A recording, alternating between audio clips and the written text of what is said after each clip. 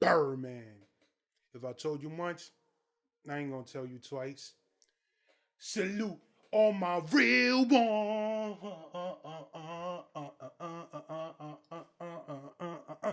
Yeah, look, bro, we got food theory, the disturbing lore of M&Ms. Y'all, I won't lie to you. I'm not here for the M&M slander. I just be arguing with my brother all day about what's it. Matter of fact, comment in the comment section. What's the best McFlurry? I don't really eat McDonald's like that, but what's the best McFlurry? I'm of the mindset that if your McFlurry doesn't have M&Ms on them, you're a different kind of breed that needs to be castrated. But that's just me. Let me know. But anyway, food theory, the disturbing law of M&Ms. Before we get to that, like button, subscribe button, notification bell, press those. Let's go.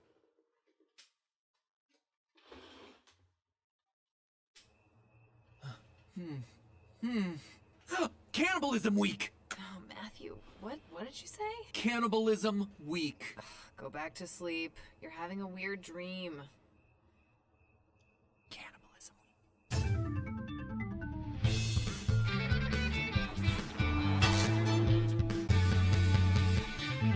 All 3 channels. No, seriously. All 3 episodes released within minutes of each other, all with a theme of cannibalism. I gotta admit, it started as a joke during a production meeting, and then I just said, you know, why not? And everyone else responded, because cannibalism. But I ignored them and forced this to go through, and now we're here doing 3 episodes all about eating members of your own species. TLDR, I am in a weird mental place. Anyway, for our second ever 3-way collab across our channels, after, of course, our KFC trilogy from earlier this year, I knew that I had to talk about the M&Ms here on Food Theory. After all, the walking, talking M&M spokes candies have been making jokes towing the line of cannibalism for decades now. Check out my Halloween costume. What are you going as?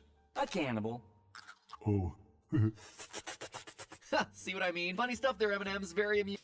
That was a Hannibal reference. Do you know who I am, Gladys? I mean, I guess cannibalism doesn't matter if they're just made up characters. You know what I'm saying? Like, I don't know. I'm not saying that you should be eating of your own species if you're an alien or a human or whatever. I'm just saying it's candy, bro. It's candy. It's candy. Using. Oh, here's another classic. You don't eat your own kind, it's unnatural. Here, give me Crispy. Another PG-rated cannibalism joke. Marketing at its finest. M&M's does it again. Let's watch one more, shall we? And here to help us launch this delicious product is the newest member of our team, the hazelnut spread M&M spokes candy. Oh my. What? Wait, for some reason I don't remember this one. You're telling me that they actually ate the new spokes candy? You ate the new spokes candy?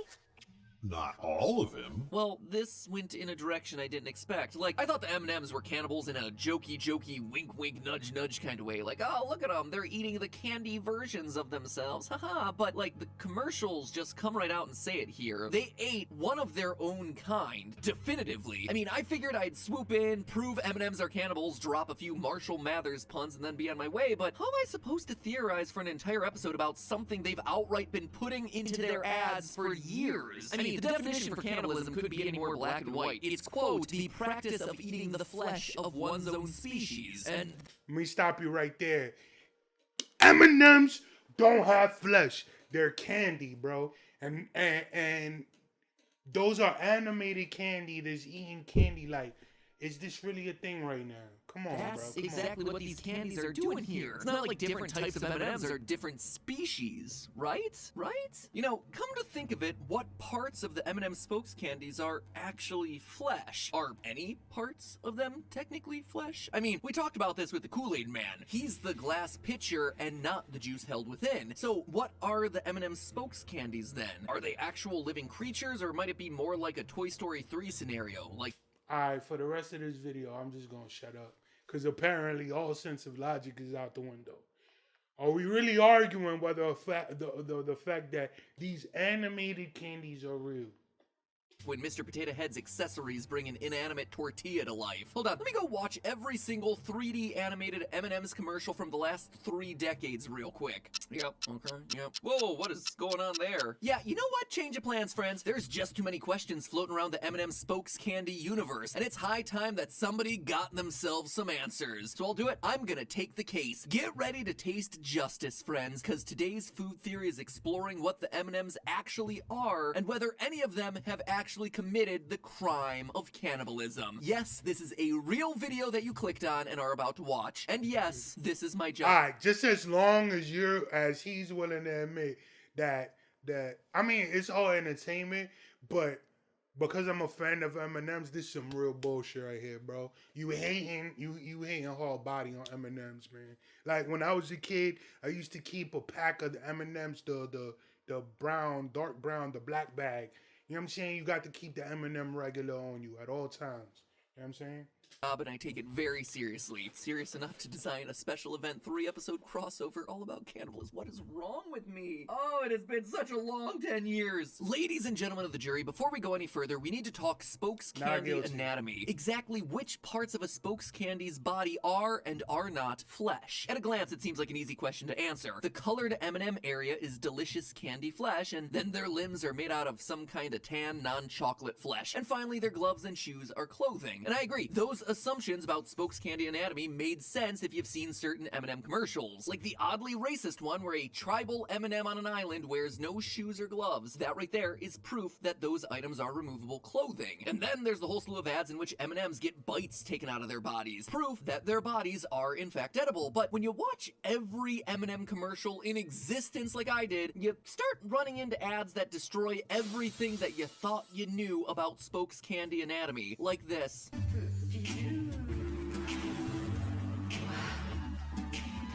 Oh, it is such a cursed image. I don't know whose kink it is to watch anthropomorphized candy undress, but yep, it's there, giving us the unexpected truth that the Spokes Candy's shells are removable clothing. And this is actually well established in the commercials. We see it again and again and again and again, and okay, you get the point. This, of course, means that M&Ms aren't really different colors, they just like to dress up in different colored outfits. Their skin, as it were, is actually the layer of milk chocolate under that removable shell armor, which seems pretty reasonable given the fact that M&M Spokes Candies refer to themselves as naked whenever they're caught without their shells.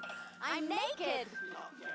I mean, I guess I'm a little surprised that all this nudity is allowed to air on network Yo, television. since when are there so many M&M commercials, bro? I've seen like, but then again, I don't watch TV like that, but I don't remember there being that many M&M commercials. But half the time I'll be lit off of Patron or Ciroc, so the hell do I know what I'm talking about? Vision uncensored or whatever, but I guess I can accept it. Anyway, that solves all the questions that we had regarding the Flash, so now we can move along. Holy no! Oh, what the heck?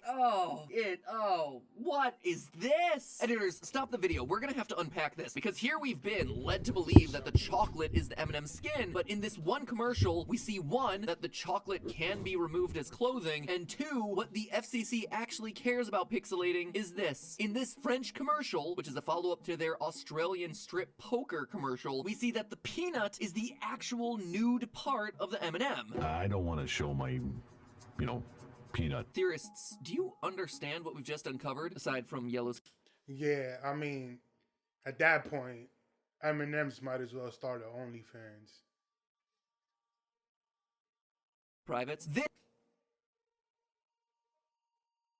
is proof that the Spokes Candy's milk chocolate is also not a part of their core essence, which makes no sense until you look a bit closer and start to see everything line up. We see in numerous commercials that Spokes Candies can feel things like heat and pain, but the thing is, they only really seem to feel those sensations with their limbs. Bites are constantly being taken out of the M&M Spokes Candies quote-unquote bodies in these commercials, and yet even when they have a huge chunk of chocolate missing from their heads or their butts, they're not especially phased. They continue their chit-chat. They continue walking around. They are just so nonchalant about whatever physical pain they're in, or whatever chunk of their body is missing, which leads me to believe... Or maybe, you know what I'm saying, they from an era where if you walk around with a piece of your body missing, you don't complain because they real G's like that. M&M's hold it down. You know what I'm saying? That's why M&M named himself Eminem because it ain't sweet.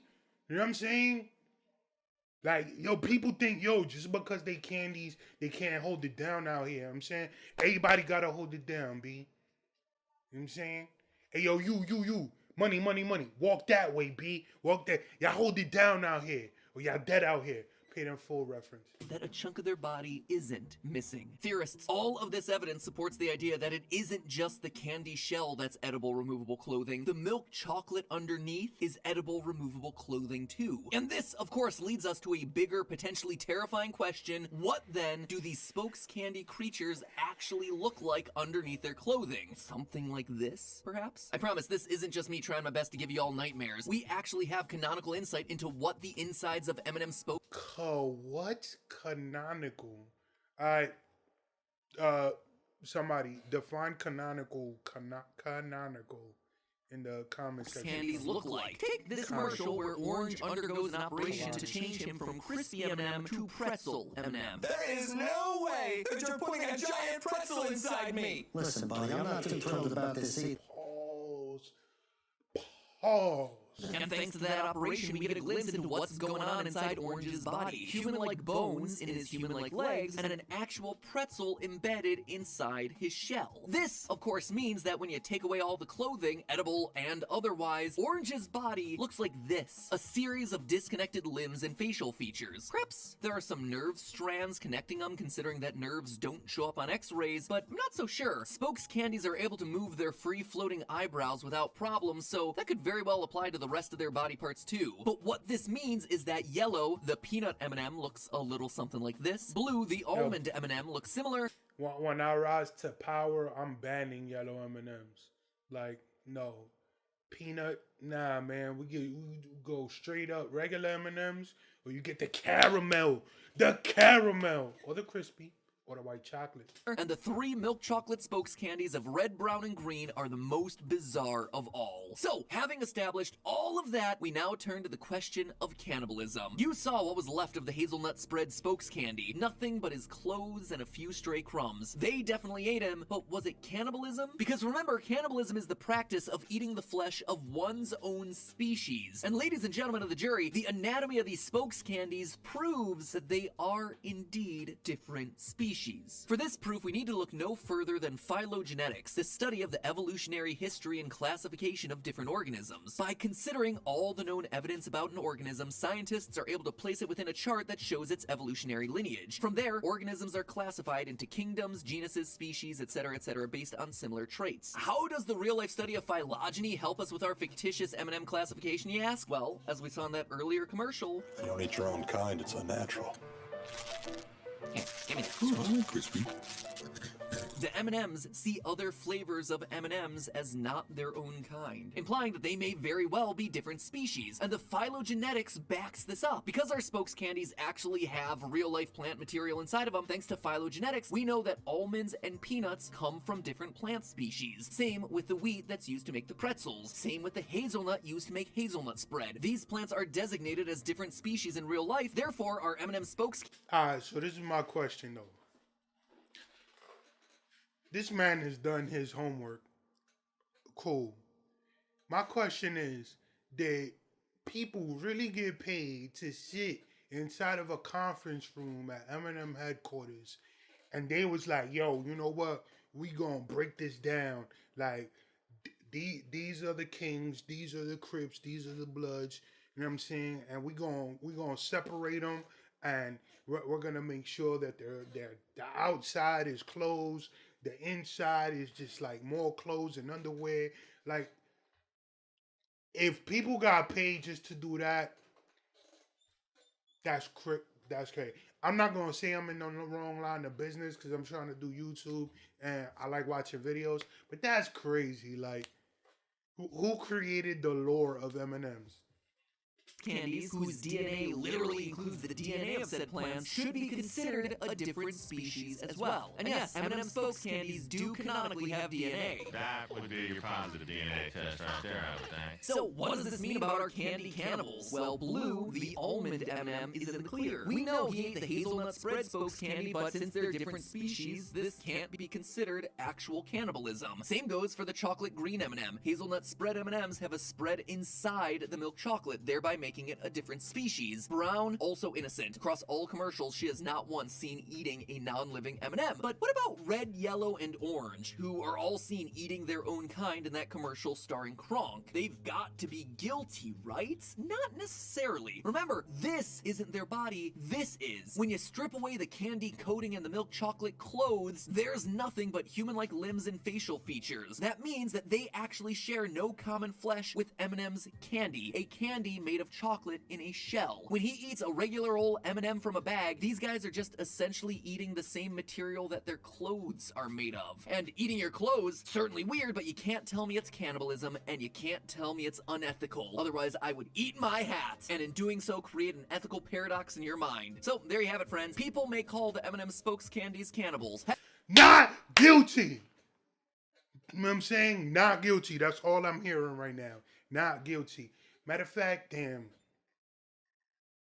I'm out the DoorDash. I mean, I shouldn't be eating that. Like, I'm on this diet right now for the next 7 weeks, just trying to put on size.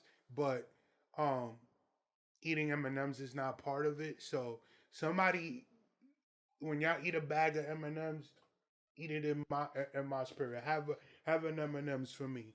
But yeah, man, let me know what y'all thought of this. This is like a silly ass video, but it was entertaining. Let me know what y'all think in the comment section below, man. My name is Rain. Y'all already know. Catch you on the flip side. RC.